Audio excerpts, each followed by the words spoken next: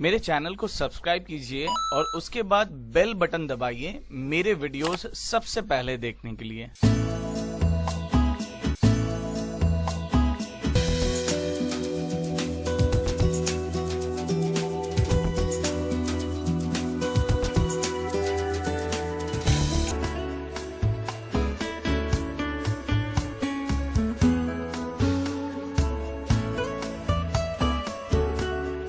सराफा स्वर्णकार व्यवसायिक कमेटी का शपथ समारोह है महाराजा अग्रसेन भवन लोहा मंडी पर। मेरे साथ में राजू मेहरा जी हैं, तमाम और भी पदाधिकारी हैं, कहीं ना कहीं सराफा स्वर्णकार व्यवसायिक कमेटी से जुड़े हुए हैं। सबसे पहले मैं आपसे जानना चाहूँगा किस तरह का कार्यक्रम है यहाँ पर और क्या सबसे पहले तो हमारी नई कार्यकारिणी का शपथ ग्रहण समारोह है। इसी के साथ साथ हमारा वार्षिक दाल बाटी का कार्यक्रम एक सामूहिक करते हैं। और क्या कहना चाहेंगे आज जैसे यहाँ सभी के शपथ समारोह हुआ है, सम्मान भी हुआ है, सभी लोगों ने किया है, तो किस तरह का एक दिशा निर्देश यहाँ से आप देना चाहेंगे जिससे कि व्यापारी हित में आवाज़ आप लोग उठाते हैं? जितना भी सम्मान हुआ है वो लोग सभी हमारे सम्मानीय हैं और सभी हमारी कमेटी से सभी बड़ी कमेटियाँ हैं। तो हमारा फर्ज बनता था कि हम अपने बड़ों का सम्मान करें। हमेशा से उन लोगों का सहयोग हमें मिलता रहा है, आगे भी मिलेगा। ये जो उम्मीद है और समय के साथ आप भी कहीं ना कहीं जैसे आपने कहा बड़ी कमेटियाँ हैं, समय के साथ आप भी बड़े होते जा रहे हैं, तो उस पर क्या कहना चाहिए? बड़े तो छोटे कभी बड़े नहीं हो सकते, बड़े और बड़े हो जाते हैं।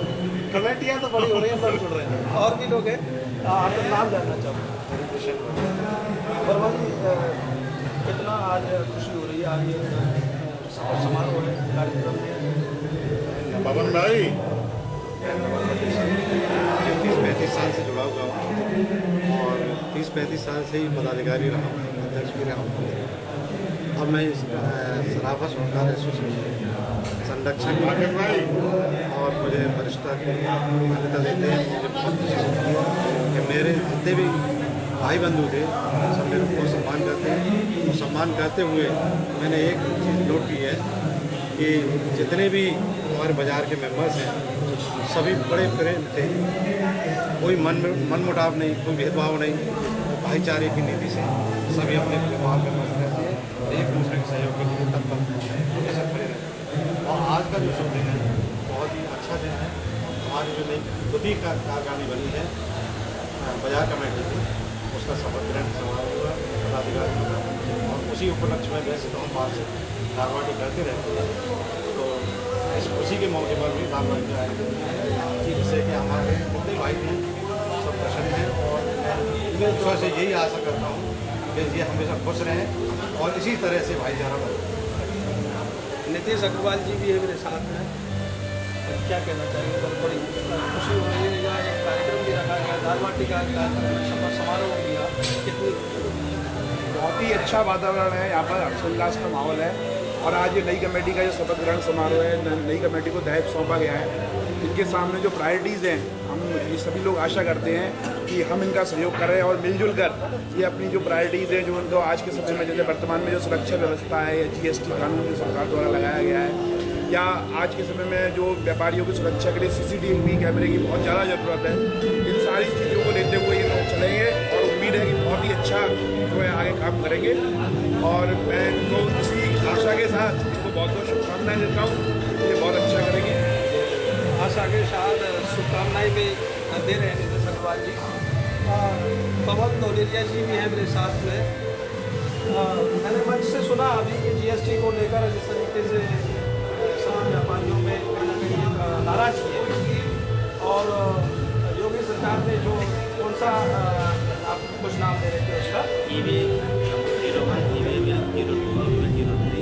इसको लेकर एक कहीं ना कहीं व्यापारियों में और भी गुस्सा है।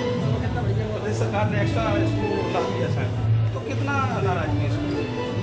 जब GST लाई गई थी तब उन लोगों से ये कहा गया था कि इसमें एक देश एक टैक्स, हर सब तरह के फॉर्म्स इसमें से वापस ले लिए जाएंगे। जैसे कि यूपी में पहले अंदर माल को आने के लिए फॉर्म 38 हुआ करता था, प्राइवेट यूज़ के लिए फॉर्म 32 हुआ करता था, और कुछ 4 कमोडिटी जिन पर स्पेशल कमोडिटी वाले थे फॉर्म 30 अब वो उन्होंने उसका नाम बदलकर e-way bill 01, e-way bill 02, e-way bill 03 कर दिया है। मेरा राज्य सरकार से ये कहना है कि जब केंद्र सरकार ने हमको इस बात के लिए कहा था, समझाया था कई लोगों ने कि भाई इसमें एक देश एक व्यवस्था कोई फॉर्म नहीं, तो ये 3 तरह के फॉर्म लादने का क्या औचित्य था इस बात को लेकर, और इसका इम्प्लीमेंटेशन भी 26 जुलाई से कर दिया गया है, जो 2 दिन बाद आने वाले 26 जुलाई से लागू हो जाएगा। केंद्र सरकार से 3 महीने की रियायत मिली। इसमें हमें ई-वे बिल के लिए केंद्र सरकार ने जिस समय GST लागू किया था, ई-वे बिल पे ही 3 महीने की चालान तो अभी 3 महीने की बात ही आएगा। किस तरह का चालान की व्यवस्था है जो खत्म की जा रही है? नहीं, उसमें ये था कि जब GST लगी थी तब ये बात आई थी कि इसमें ई-वे चालान का ई-वे बिल जो अब इसको सिस्टम ट्रांसफर के लिए जिसको चालान बोलते हैं, किसी को हम माल मजदूरी पर बनने देते हैं तो उसको चालान बोलते हैं, उसका नाम बदल के ई-वे बिल किया गया था। वो उन्होंने कहा था कि चलिए अभी हमारे पास इतना फॉर्मेट नहीं है, अभी हमारे पास इतना नेटवर्क नहीं है, तो हमने ई-वे बिल को 3 महीने के लिए सस्पेंड किया है। ये मैं बात कर रहा हूँ स्टॉक ट्रांसफ़र के लिए या किसी को जॉब वर्क पे माल देने के लिए, वो तो अभी भी 3 महीने के लिए उन्होंने सस्पेंड किया हुआ है।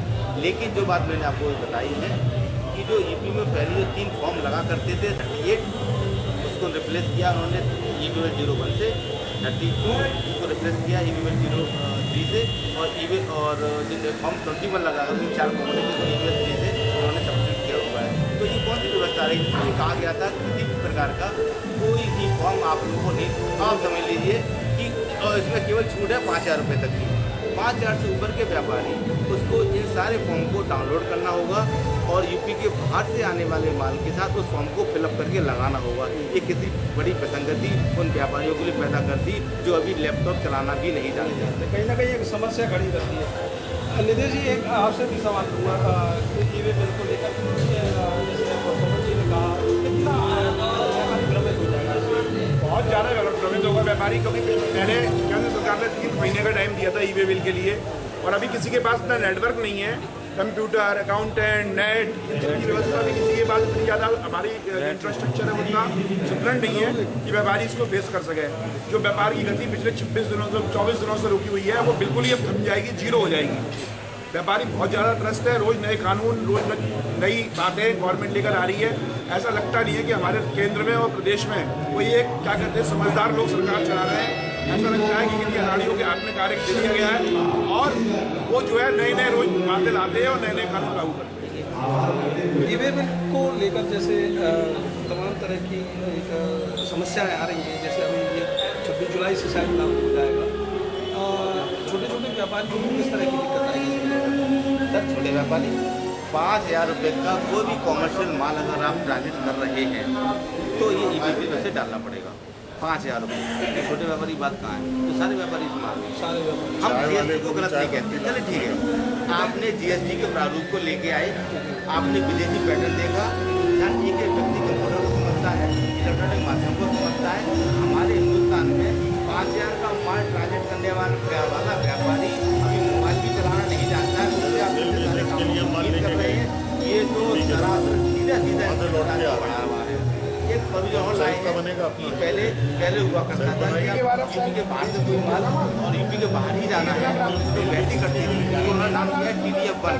जैसे कि आप दिल्ली से माल लेके चले और आपको माल जौनपुर राजस्थान पहुंचाना है तो आपको यूपी में ट्रैवल करने के लिए TDF-1 का एक फॉर्मेट आपको कंप्यूटर से डाउनलोड करना होगा और वो TDF-1 होगा। जब आप उससे बाहर निकलेंगे, प्रदेश से बाहर निकलेंगे तो आपको TDF-2 उसको वहाँ जमा कराना होगा। क्या है कहीं ना कहीं TDF का स्वागत इधर से कहीं ना कहीं जेबियाँ एक पूरे एक जाल में फंसा के रखा है, ऐसा मानते हैं?